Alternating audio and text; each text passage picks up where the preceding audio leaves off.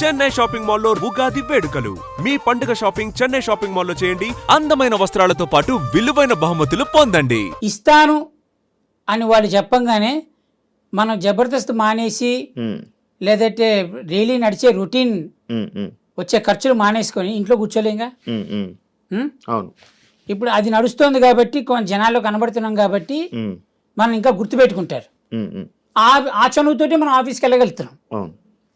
ఇప్పుడు అది లేక ఈ సినిమాలే వస్తున్నాయని కూర్చుంటే ఈ సినిమా రాకపోతే అలా రాలేదుగా.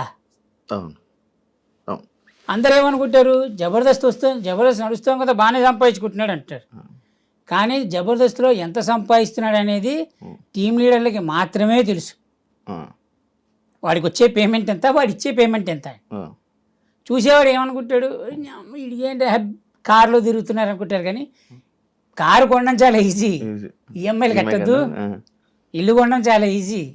అంతేగాని ఇప్పుడు ఆ జబర్దస్త్ వస్తుంది కదా అని చెప్పి లైఫ్ని రోడ్డు అలానే బండి మీద వెళ్తూ బతకలేంగా. మెయింటెనెన్స్ కోసమే ఆర్టిస్ట్ సగం జీవితం శంకరాగిపోయేది కాదని. ఇప్పుడు జబర్దస్త్ మళ్ళీ వెళ్ళే ఆలోచన కానీ లేదు. ఇప్పుడు 2013లో జబర్దస్త్ స్టార్ట్ అయింది అయ్యా. 2013లో జబర్దస్త్ స్టార్ట్ అయ్యి 14లో ఎప్పుడో స్టార్ట్ అయింది ఈ ఈగో అనే టాపిక్. అవును అవును, అప్పటి నుంచి ఉంది. 14 నుంచి 24 10 ఏళ్ళు ఇంకా పోలేదు నా ఈగో అనే టాపిక్. ఎలా జరుగుతుందంటేరా, టీం లీడర్గా నేనుంటే నా కింద పనిచేసే వాళ్ళు స్టేజ్ మీద ఎలా పర్ఫార్మెన్స్ చేయాలి అన్నది నాకు తెలుస్తుంది. ఇంతవరకు నా స్క్రిప్ట్లో ఏ రోజు కానీ ప్రాక్టీసులు పెట్టలేదు ఎవరికి. డైలాగ్ ప్రాక్టీస్ చేయి, అది ప్రాక్టీస్ చేయి, ఇది ప్రాక్టీస్ చేయని వేరే టీం లీడర్స్ లాగా. నువ్వు ఏదైనా స్టేజ్ మీద చెప్పే దాన్ని నేను చూసుకుంటా, కౌంటర్ ఇస్తాను నేను, నీకు సపోర్ట్ నేను ఉన్నాను, ఎందుకు టెన్షన్ పడుతున్నావు అనేదే చేశా. 4 చప్పట్లు వాళ్ళకి ఎక్కువ పడ్డాయి, నేనేం ఫీల్ అవ్వలే. కానీ ఆ 4 చప్పట్లు ఎక్కువ పడిన తర్వాత వాడేం ఫీల్ అయ్యాడు తెలుసా, చంటి కంటే నేను ఎక్కువ అని ఫీల్ అయ్యాడు. ఎక్కువ అని ఫీల్ అయ్యి వాడు సమయం కోసం చూసి చంటిని ఎక్కడ పొడవాలో అక్కడ పొడిచారు. ఎటు తిరిగి నష్టపోయింది నేనే. అందరూ బాగున్నారు, అందరూ హ్యాపీగా ఉన్నారు. నేను అదే అంటున్నా, ఈరోజు జ్ఞానోదయంతో చెప్తున్న మాట, జబర్దస్త్ బ్యాచ్లో ఒకరికి ఒకరు సాయం చేసుకునే గుణం ఎంత శాతం ఉందనుకుంటున్నావు? ఉన్నదా అసలు? 100% ఉంది. 100%. అయ్యో, ఒకడు కష్టంలో ఉన్నాడంటే మొత్తం జబర్దస్త్ మొత్తం టీం అందరు కలిసి సపోర్ట్ చేస్తారు. రివర్సా? నేను రివర్స్ ఏమని చెప్పానా? స్ట్రైట్గా చెప్పింది. ఏది నిజం ఏది అబద్ధం నీకు తెలుసు, నీ మనసుకు తెలుసు, చూసేవాళ్ళకి అర్థమవుతుంది. ఉందనే చెప్తున్నా అబ్బా, నేను తప్పు చెప్పట్లే. ఉంది 100%. ఒక మనిషికి కష్టం వస్తే జబర్దస్త్ టీం అందరూ కలిసి సపోర్ట్ చేస్తారు, వాడిని నిలబెడతారు, వాడు బాగుంటాడు. ఇప్పుడు సీరియస్లీ మనం ఇప్పుడు సినిమాలు చూస్తున్నాం, సినిమాలలో కూడా ఇలాంటి కంటెంట్ ఉంటుంది. ఇలాంటి కంటెంట్ లేనిది లేదు. ఈవెన్ ఇప్పుడు బూత్ షో అని అన్నారు, కరెక్ట్. చాలా మంది కూడా బూత్ షో అని చాలా మంది విశ్లేషకులు, చాలా మంది గొప్ప గొప్ప వాళ్ళు అన్నారు కదా. మరి ఎందుకంటే బూత్ షో అయితే అంత రేటింగ్ వస్తుంది? అంటే ఇప్పుడు టీవీలోకి వెళ్ళిపోయింది కాబట్టి ఇంకా అది వాళ్ళు చూస్తున్నారు. బూత్ షోనే కదా అండి. ఇప్పుడు బూత్ సినిమాలకు పిల్లల్ని తీసుకుని మనం సినిమాకి వెళ్ళాం కదా. ఇప్పుడు టీవీ అయితే ఒక బెడ్రూమ్ లోనే పెట్టుకొని పెద్దలు మాత్రం ఎంజాయ్ చేయరు కదా, ఇంటిల్లి పాది చూసే షో. ఇప్పుడు ఇంకోటి ఏంటంటే, మీరు ఏదైనా సరే అమ్మ అని అంటారు, అమ్మ అని కొంతమంది ప్రేమగా అమ్మ ఇట్రా అమ్మ అంటారు, అమ్మ ఇట్రా అమ్మ అంటే అందులో అర్థం చేసుకునే దాన్ని బట్టి ఉంటుంది. అర్థమైంది కదండి. ఇప్పుడు చూసేవాడు సింగిల్ వే చూస్తాడు, సింగిల్ వే చూస్తాడు, డబుల్ వే చూసేవాడు డబుల్ వే చూస్తారు. ఇంకోటి ఏంటంటే, బూత్ షో అనేది అంటే మరీ అంత వల్గారిటీ అయితే లేదండి. ఏదైనా అప్పుడప్పుడు చిన్న చిన్న డబుల్ మీనింగ్స్ వస్తాయి. పెద్ద పెద్ద సినిమాల్లోనే ఉన్నాయండి డబుల్ మీనింగ్లు కదా. సో ఇందులో వస్తే పెద్ద తప్పేమో అని అనుకోలేదు నేను. ఈవెన్ ఇంకొకటి ఏంటంటే, ఈ జబర్దస్త్ అనేది మాకేంటంటే మాస్ ఆడియన్స్కు చాలా కనెక్ట్ అయింది. సో మాస్ ఆడియన్స్ ఒరే అబ్బాయి ఇలా రారా అంటే నవ్వరు, అబ్బాయి అంటేనే నవ్వుతారు. ఇప్పుడు పెద్దవాళ్ళు ఉన్నారు అనుకోండి, చాలా పెద్దవాళ్ళు అంటే కొంచెం హయ్యర్ అఫీషియల్స్, వాళ్ళు టీవీలు చూడరు. సో మన మిడిల్ క్లాస్ నుంచి ఇటు కింది వాళ్ళకి మనకు టీవీలు, సెల్ ఫోన్లలో మనం అంటే మనకు ఉన్నటువంటి ఎంటర్టైన్మెంట్. పెద్దవాళ్ళు చదువుకున్న వాళ్ళకి ఏంటంటే వాళ్ళకి ఆఫీసెస్ అవి వాడుతుంది సరిపోద్ది. సో మాకు వీళ్ళు కావాలి, సో వీళ్ళకి నచ్చే కంటెంట్తో వెళ్తాం అంతే. మీరు ఇంకొకటి, మీరు బూత్ షో, ఇప్పుడు మీకు జబర్దస్త్ ఒక ఎపిసోడ్ ఎన్ని వ్యూస్ ఉంటుందని మీకు తెలుసు యూట్యూబ్లో?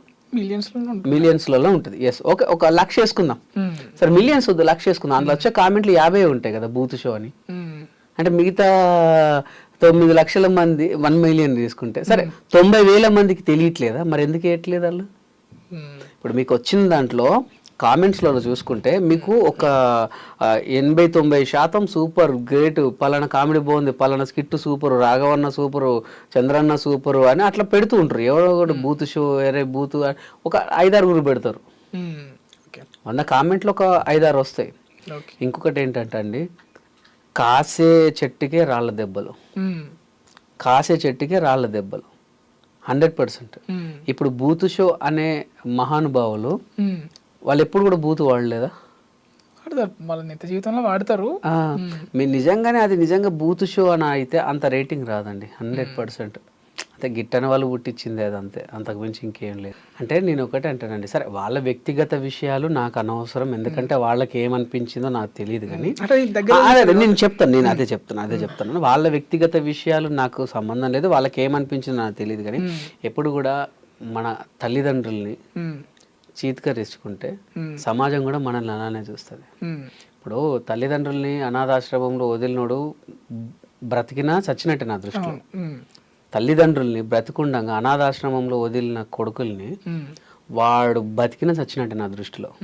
సీరియస్లీ, వీడు చిన్నప్పుడు పుట్టితే వాళ్ళు ఎంతగా వాడిని పెంచడానికి ఎంత కాయ కష్టం చేసారు, అండ్ వాడిని చదివించడానికి ఎంత కష్టపడ్డారు.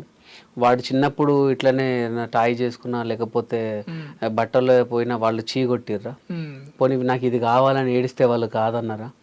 నిన్ను చదివించి నీకు ఒక ఉద్యోగం ఇప్పించి పెళ్లి చేయించి పెళ్ళిళ్ళు చేస్తే ఇవాళ వాళ్ళు ఒక ఏజ్కి వచ్చిర్రు అని చెప్పి వాళ్ళ దగ్గర ముసలి వాసన వస్తుంది, బట్టల్లో విసర్జించుకుంటున్నారు అని చెప్పి నువ్వు అక్కడేసిన చిన్నప్పుడు వీళ్ళు అట్లా చేసిర్రా? ఒకవేళ వాళ్ళు నేను ఇదే చేస్తే ఈరోజు నీకు బతికేంది? అవునా కదండి?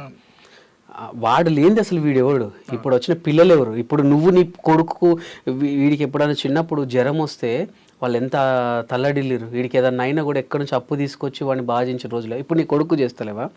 రేపు వాడు కూడా నేను అంతే చేస్తాడు.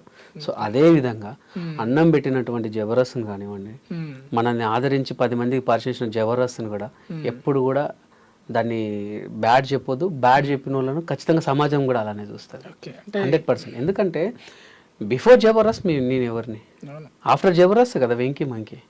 ఇప్పుడు నేను ఏదైనా సినిమా ఆఫీస్కి వెళ్ళినా ఎక్కడికన్నా వెళ్ళినా వెంకీ గారిని గుర్తుపట్టి మనల్ని కూర్చోబెట్టి, ఇప్పుడు నార్మల్ ఆర్టిస్ట్ వెళ్తే ఆడిషన్స్ తీసుకుని పంపించేస్తారు, మేము వెళ్తే కొంచెం మాట్లాడి టీయో కాఫీ వచ్చి వెంకీ వచ్చింది కదా ఏదో ఒకటి ఇచ్చేద్దాంలే అన్నట్టు మాట్లాడతారు. నేను అనేది ఏంటంటే మనం ఎక్కడి నుంచి వచ్చినాం అన్నది మూలాలు మర్చిపోవద్దు. మూలాలు మర్చిపోతే అదిగా వాళ్ళకి విజ్ఞతకు వదిలేద్దాం. అంటే తొక్కడం అంటే చంటన్నకు ఏం జరిగింది నాకు తెలియదు, కానీ నేను ఒక్కడే చెప్తాను, మనకు టాలెంట్ ఉంటే ఎక్కడన్నా బతకొచ్చు.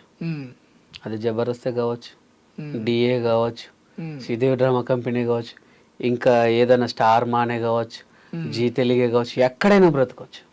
ఇప్పుడు నేను మన ఐ డ్రీమ్లో పనిచేస్తున్నానండి, నాకు టాలెంట్ ఉంది, మీరు యాంకరింగ్లో మీరు సీనియారిటీ, మీరు నన్ను దొక్కారు, నాకు వర్త్ ఉంది, నేను ఇంకొక అడికి వెళ్ళి చేసుకుంటా, ఇంకో ఛానల్కి వెళ్తా. సరే ఇంకో ఛానల్ కూడా నన్ను అక్కడ ఇంకొక సీనియర్ ఉన్నాడు నన్ను దొక్కేశాడు, ఓన్గా పెట్టుకుంటా, నేను పోరాడేంత వరకు పోరాడతా. ఒకప్పుడు ఏంటంటే సినిమా ఒక్కటే లోకం ఉండేదండి, సినిమా ఒక్కటే ప్రపంచం ఉండే. ఇప్పుడు 100 ప్రపంచాలు, యూట్యూబ్, సినిమా, ఇన్స్టాగ్రామ్ ఇన్ఫ్లుయర్స్ ఒక రోజుకు 10,000 సంపాదిస్తున్నారు.